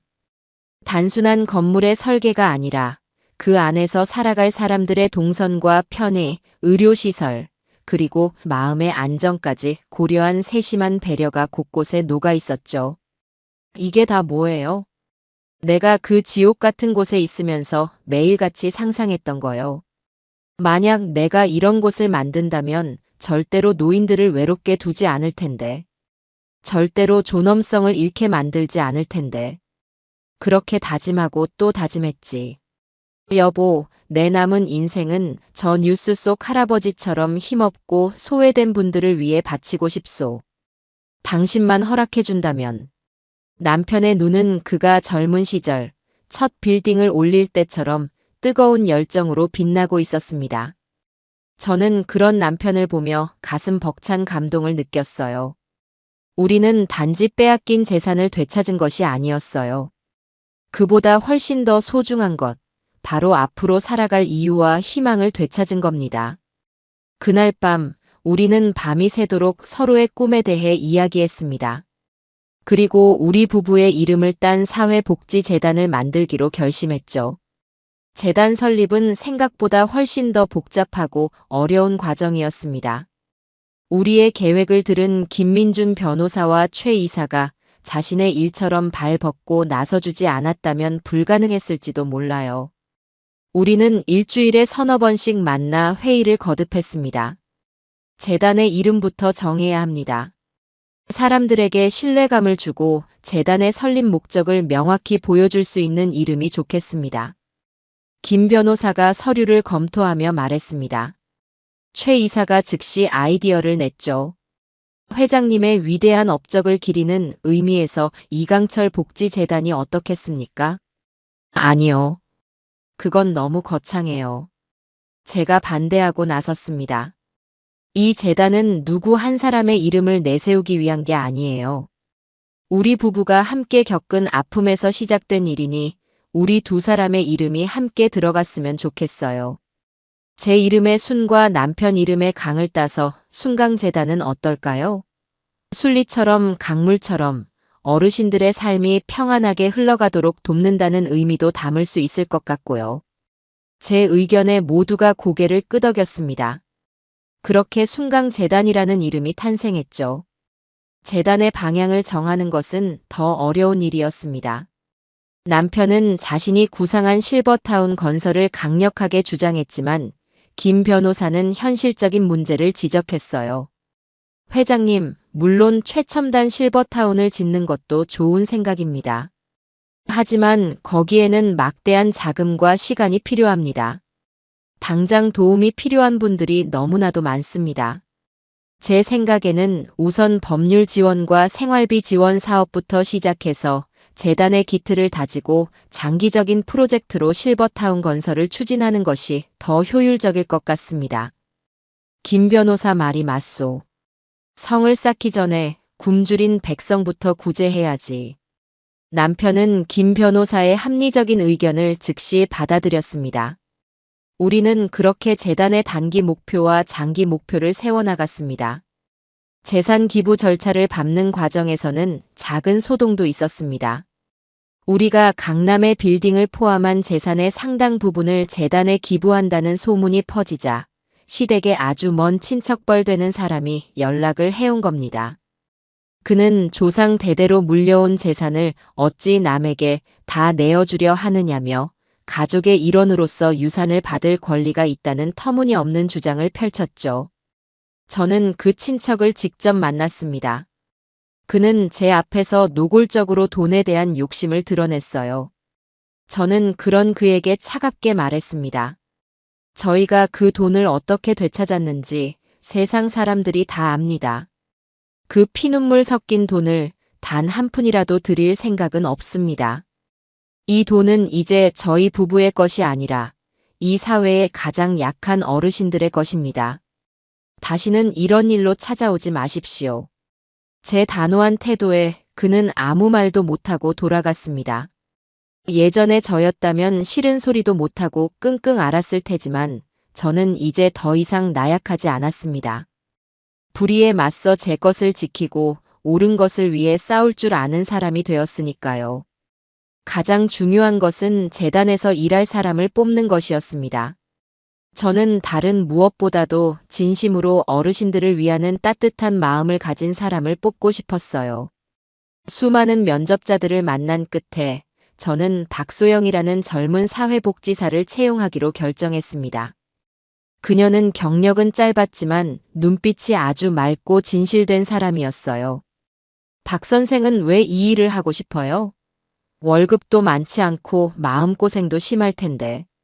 면접 자리에서 제가 묻자 그녀는 잠시 망설이다가 자신의 이야기를 들려주었습니다. 사실 저희 할머니께서 몇 해 전에 아들인 저희 아버지에게 모든 재산을 사기당하고 길에 나앉으신 적이 있습니다. 그때 제가 너무 어리고 힘이 없어서 할머니를 위해 아무것도 해드릴 수가 없었어요. 그게 평생의 한으로 남았습니다. 그런데 이사장님의 기자회견을 보고 마치 제 일처럼 눈물이 났습니다. 그리고 다짐했어요. 이사장님 같은 분과 함께 일할 수만 있다면 제 남은 인생을 바쳐도 좋다고요. 제 할머니께 못다한 효도를 다른 어르신들께 해드리고 싶습니다. 그녀의 진솔한 이야기에 저는 그 자리에서 합격을 결정했습니다. 저와 같은 아픔을 가진 사람이라면 분명 누구보다 더 진심으로 어르신들을 돌봐줄 것이라고 믿었기 때문입니다. 몇 달 뒤 마침내 순강재단이 공식적으로 출범하는 날이 되었습니다. 우리는 화려한 행사는 생략하고 재단 사무실이 입주한 강남 빌딩의 작은 강당에서 조촐한 현판식을 열었어요. 그 자리에는 저희를 도와주었던 김민준 변호사와 최 이사, 그리고 박소영 선생을 비롯한 재단의 첫 직원들이 함께했습니다. 저는 재단의 이사장으로서, 남편은 명예 이사장으로서 사람들 앞에 섰습니다. 마이크를 잡은 저는 제 인생을 되돌아보며 솔직한 마음을 이야기했어요. 저는 얼마 전까지만 해도 세상에서 가장 불행한 사람이라고 생각했습니다. 믿었던 자식에게 배신당하고 평생을 함께한 지아비를 잃을 뻔했으니까요. 제 인생은 끝났다고 생각했습니다. 하지만 저는 오늘 이 자리에서 제2의 인생을 시작하려고 합니다. 제가 겪었던 아픔이 저와 비슷한 고통을 겪고 있는 다른 누군가에게 작은 희망이 될 수 있다면 저의 불행은 더 이상 불행이 아니라고 믿기 때문입니다. 제 이야기가 끝나자 작은 강당은 따뜻한 박수 소리로 가득 찼습니다. 남편은 휠체어가 아닌 자신의 두 발로 단상에 올라 제 옆에 서서 사람들을 향해 깊이 고개를 숙였습니다. 그 모습을 보는 제 눈가에 뜨거운 눈물이 고였어요. 슬픔의 눈물이 아닌 감사와 희망의 눈물이었습니다. 재단이 문을 열고 며칠 뒤 우리의 첫 번째 의뢰인이 찾아왔습니다. 최말자라는 이름의 저보다 나이가 대여섯 살은 더 많아 보이는 할머니였어요. 할머니는 박소영 선생의 부축을 받으며 제 사무실로 들어섰습니다. 잔뜩 겁에 질린 얼굴로 누구에게도 마음을 열지 않으려는 듯 보였죠. 저는 직원들을 모두 내보내고 할머니와 단둘이 마주 앉아 따뜻한 차를 대접했습니다. 할머니, 여기까지 오시느라 힘드셨죠? 편하게 말씀해 보세요. 여기는 할머니의 이야기를 들어드리기 위해 있는 곳이에요. 제 부드러운 목소리에 할머니는 한참을 망설이다가 어렵게 입을 열었습니다. 할머니의 사연은 마치 제 이야기의 거울을 보는 것처럼 너무나도 닮아 있었어요. 평생 과일 장사를 하며 모은 작은 상가 건물을 아들의 사업 자금으로 넘겨주었는데 아들 내외가 그 건물을 담보로 대출을 받아 사업에 실패하고는 이제는 빚쟁이들에게 건물이 넘어가게 생겼다는 것이었습니다. 심지어 아들 내외는 할머니를 골칫덩이 취급하며 요양원에 보내버리겠다고 협박까지 하고 있었죠. 이야기를 마친 할머니는 결국 참았던 울음을 터뜨렸습니다. 저는 아무 말 없이 일어나 할머니의 등을 가만히 쓸어주었어요. 그리고 제 이야기를 들려주었습니다. 남편이 어떻게 사라졌고 아들 부부가 제게 무슨 짓을 했으며 제가 어떻게 싸워서 모든 것을 되찾았는지. 제 이야기에 할머니는 눈물을 그치고 놀란 눈으로 저를 바라보았습니다. 이사장님께서 그런 끔찍한 일을 겪으셨단 말이에요? 네. 그래서 제가 할머니 마음을 누구보다 잘 알아요. 자식한테 배신당한 그 심정이 얼마나 참담하고 고통스러운지. 하지만 할머니, 절대 포기하시면 안 돼요. 그건 할머니 잘못이 아니에요. 잘못한 건 자식들이지 부모가 아니에요. 이제부터는 저희 순강재단이 할머니의 새로운 가족이 되어드릴게요. 저희를 믿고 다시 한번 일어설 용기를 내세요. 제 진심 어린 위로에 할머니의 눈빛이 조금씩 달라지기 시작했습니다. 공포와 절망이 가득했던 눈에 아주 작은 희망의 불씨가 피어나는 것을 볼 수 있었죠. 그날 이후 저희 재단은 최말자 할머니의 사건에 총력을 기울였습니다. 김민준 변호사는 저희 재단의 고문 변호사로서 할머니의 법률 대리인을 자처하고 나섰습니다. 그는 할머니의 아들 내외에게 즉시 내용 증명을 보내 상가 건물의 소유권을 원상 복구하고 그동안 드리지 않았던 부양료를 지급하라는 법적 절차에 착수했습니다. 며칠 뒤 할머니의 아들 내외가 재단 사무실로 씩씩거리며 쳐들어왔습니다. 그들은 다짜고짜 제게 당신이 뭔데 우리 집안일에 끼어드냐며 고함을 쳤죠. 저는 그들을 제 사무실로 불러들였습니다. 그리고 예전 제 아들 부부에게 그랬던 것처럼 차가운 목소리로 말했습니다. 두 사람, 지금이라도 어머님께 용서를 빌고 모든 것을 제자리로 돌려놓으세요. 그렇지 않으면 두 사람이 앞으로 감당해야 할 일은 단순한 민사소송이 아닐 겁니다. 부모를 속이고 재산을 가로챈 죄, 부양의 의무를 저버린 죄. 그 모든 것에 대한 법적인 책임을 져야 할 테니까요.